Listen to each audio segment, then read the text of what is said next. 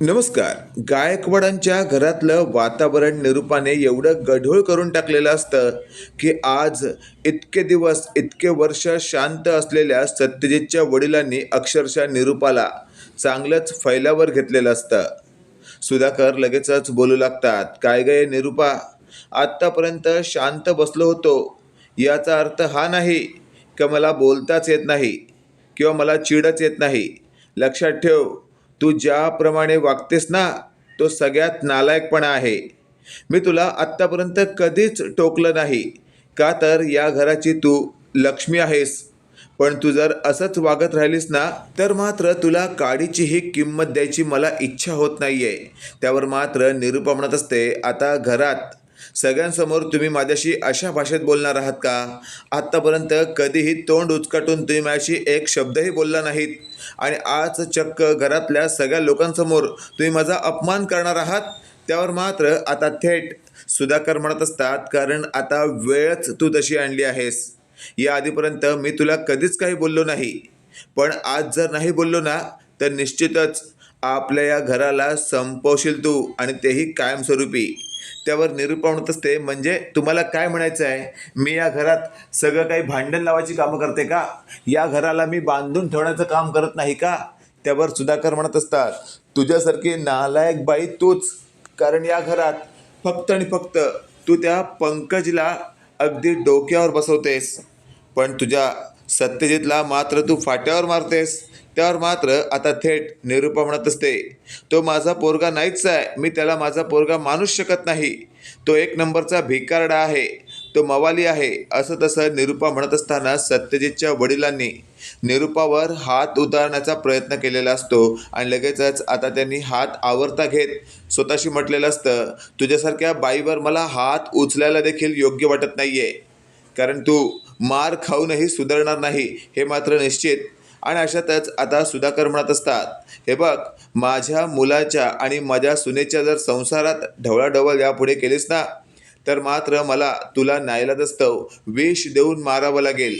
हे वाक्य ऐकल्यावर निरूपा चांगलीच हादरते. आणि अशातच आता मीरा म्हणत असते, बाबा शांत व्हा, एवढं चिडू नका तुम्ही.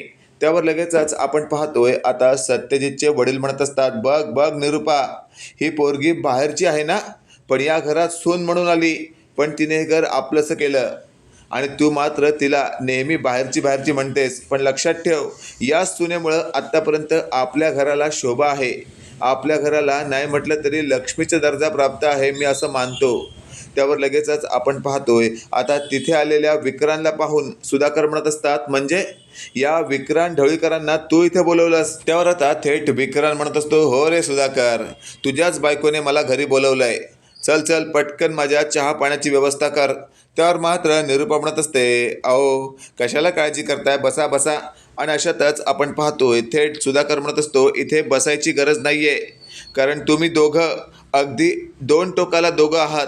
मला कळून चुकलंय. आत्ताच्या आत्ता निरूपा, या व्यक्तीला माझ्या घरातून बाहेर काढ. त्यावर मात्र आता विक्रांत म्हणत असतो, काय रे सुधाकर, जास्त माज आलाय का तुला?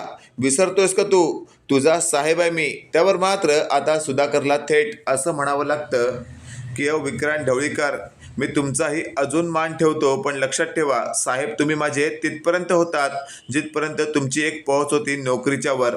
पण आता तुम्ही आणि मी खूप वेगळे आहोत. नाही तुम्ही माझे साहेब आणि नाही काही तुमचं नातं माझ्याशी. त्यामुळे तुम्ही इथून चालते व्हा. आता मात्र जबरदस्त असा अपमान झाल्यामुळे थेट सुधाकरचा विरोधात असलेला तो विक्रांत तिथून बाहेर पडतो आणि म्हणत असतो, ए निरूपाबाई, एकच गोष्ट लक्षात ठेव, तुझ्या नवऱ्याने केलेला अपमान त्याची किंमत तुला भोगावी लागेल. त्यावर निरूपा म्हणत असते, अहो असं करू नका, अहो बसा बसा. पण विक्रांत मात्र गप गुमान तिथून निघून जातो. त्यावेळेला निरूपा लगेचच सुधाकरवर चिडण्याचा प्रयत्न करते, पण सुधाकर म्हणत असतो, निरूपा, जर पुन्हा माझ्यावर आवाज चढवण्याचा प्रयत्न केलास किंवा या घरात कोणतंही गोंधळ घालण्याचा प्रयत्न केलास, तर त्या क्षणाला या घरातून तुला पेकाट्यात लाथ घालून हाकलून देईन. त्यावर मात्र आता थेट निरूपा म्हणत असते, प्लीज असं काही करू नका. या वयात मी कुठे जाणार आणि तुमच्याशिवाय कोणाचा आधार आहे मला? त्यावर आता सुधाकर म्हणत असतात, हो ना, मग नालायकसारखं वागणं सोड. तशातच आपण पाहतोय आता थेट सत्यजित म्हणत असतो, बाप आता तरी शांत हो. आज पहिल्यांदाच तुझा हा रुद्र अवतार पाहिला. त्यावर आता सुधाकर म्हणत असतो, हे बघ सत्यजित, माझ्या अंगात बी तुझंच रक्त आहे, म्हणजे माझ्यातलं तुझ्यात. मग त्यामुळे तुझ्या अंगात जी ताकद आहे ना, ती माझ्या अंगात आता नसेल. पण लक्षात ठेव, एकेकाळी मी पण तुझ्यासारखाच होतो. पण चीड येणारच ना. त्यावर सत्यजित म्हणत असतो, वय बाप वय. आणि अशातच आता शेवटी सत्यजितने थेट निरुपाला असं म्हटलेलं असतं, यापुढे या दोघांच्या नादाला लागू नको, नाहीतर त्या क्षणाला तुझं या घरातून कायमस्वरूपी पलायन करून टाकेन मी. इकडे आपण पाहतोय आता रात्रीची वेळ असते. देविका सत्यजितच्या नकळत आता थेट त्याच्या बेडरूममध्ये जाऊन काहीतरी करण्याचा प्रयत्न करते. पण नेमकं मीराने तिला पाहिलेलं असतं आणि मीरा म्हणत असते, काय ग देविका, चुकून आलीस का आमच्या बेडरूममध्ये? का काही प्लॅन केलास तू आमच्या बेडरूममध्ये? त्यावर मात्र आता देविका घाबरलेली असते आणि तिच्या हातातलं एक वस्तू पाहून लगेचच मीरा म्हणत असते, कुठं घेऊन चाललीस तू हे? त्यावर मात्र आता थेट देविका म्हणत असते, चुकून आले, हे घे तुझी वस्तू. त्यावर आता थेट मीरा म्हणत असते, अगं काय चाललंय काय तुझं? काय चोरलेस तू, तुला माहिती आहे का? त्यावर आता थेट देविका म्हणत असते, बहुतेक मी झोपेत आहे, आय एम सो सॉरी. आणि लगेचच देविका आपल्या बेडरूममध्ये पळत जाते. मीरा मात्र आता त्या विषयाला जास्त वाढवत नाही. पण दुसऱ्या दिवशी ज्या वेळेला आता निरुपा देविकाचे गुणगान गात असते, त्यावेळेला मात्र मीराला राहवत नाही आणि मीरा म्हणत असते, बाईसाहेब शांत बसा, उगाचच आपल्या नाकर्त्या सुनेचे गुणगान गाऊ नका.